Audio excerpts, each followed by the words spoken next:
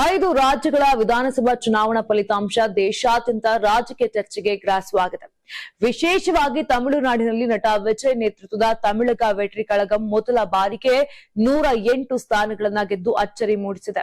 ಈ ಫಲಿತಾಂಶ ಹೊಸ ರಾಜಕೀಯ ಪಕ್ಷಗಳ ಸಾಧ್ಯತೆಗಳ ಬಗ್ಗೆ ದೇಶಾದ್ಯಂತ ಹೊಸ ಚೈತನ್ಯ ಮೂಡಿಸಿದೆ. ಇದೀಗ ಅದರ ಪರಿಣಾಮ ಕರ್ನಾಟಕದಲ್ಲೂ ಕಾಣಿಸಿಕೊಳ್ಳತೊಡಗಿದೆ. ಇಲ್ಲಿ ಮುಂದಿನ ವಿಧಾನಸಭಾ ಚುನಾವಣೆಗೆ ಇನ್ನೂ 2 ವರ್ಷ ಬಾಕಿ ಇರುವ ನಡುವೆಯೇ ಹೊಸ ರಾಜಕೀಯ ಪಕ್ಷ ಸ್ಥಾಪನೆಗೆ ಚರ್ಚೆಗಳು ಶುರುವಾಗಿದೆ. ಕನ್ನಡದ ಬಿಗ್ ಬಾಸ್ ಮಾಜಿ ಸ್ಪರ್ಧಿ ಹಾಗೂ ವಕೀಲ ಜಗದೀಶ್ ಕೆಎನ್ ಹೊಸ ರಾಜಕೀಯ ಪಕ್ಷ ರಚಿಸುವ ಸುಳಿವು ನೀಡಿದ್ದಾರೆ. ನೀವು ಸಣ್ಣ ಆಗ್ಬೇಕಲ್ವಾ? ಅದು ಒಂದು ಉತ್ತಮ ಆಹಾರದಿಂದ ಸಣ್ಣ ಆಗ್ಬೇಕಲ್ವಾ? ಪ್ರತಿದಿನ ನಮ್ಮ ಜೀನಿ ಸ್ಲಿಮ್ ನ ಯೂಸ್ ಮಾಡಿ ಯಾವುದೇ ಸೈಡ್ ಎಫೆಕ್ಟ್ ಇಲ್ದಂಗೆ ನೀವು ಸಣ್ಣ ಆಗ್ತೀರಾ. ಸಾಮಾಜಿಕ ಜಾಲತಾಣದಲ್ಲಿ ಪೋಸ್ಟ್ ಹಂಚಿಕೊಂಡಿರುವಂತಹ ಅವರು ತಮ್ಮ ನಾಯಕತ್ವದಲ್ಲಿ ಶೀಘ್ರದಲ್ಲೇ ಹೊಸ ಪಕ್ಷವನ್ನ ಘೋಷಿಸುವುದಾಗಿ ತಿಳಿಸಿದ್ದಾರೆ. ತಮ್ಮ ಪೋಸ್ಟ್ ನಲ್ಲಿ ರಾಜ್ಯದ ಪ್ರಸ್ತುತ ರಾಜಕೀಯ ಪರಿಸ್ಥಿತಿಯ ಬಗ್ಗೆ ಅಸಮಾಧಾನ ವ್ಯಕ್ತಪಡಿಸಿರುವಂತಹ ಅವರು ಕಾಂಗ್ರೆಸ್, ಭಾರತೀಯ ಜನತಾ ಪಕ್ಷ ಹಾಗೂ ಜನತಾ ದಳ ಪಕ್ಷಗಳ ಆಡಳಿತದಿಂದ ಜನರಿಗೆ ಬೇಸರವಾಗಿದೆ ಅಂತ ಹೇಳಿದ್ದಾರೆ.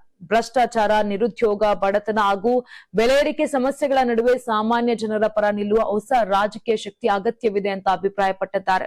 ಹೀಗಾಗಿ ಮುಂದಿನ ವಿಧಾನಸಭಾ ಚುನಾವಣೆಯಲ್ಲಿ ಸಾಮಾನ್ಯ ಜನರನ್ನ ಮುನ್ನಡೆಸುವ ಹೊಸ ರಾಜಕೀಯ ವೇದಿಕೆಯನ್ನ ನಿರ್ಮಿಸಲು ಪ್ರಯತ್ನ ನಡೆಯುತ್ತಿದೆ ಅಂತ ಜಗದೀಶ್ ತಿಳಿಸಿದ್ದಾರೆ.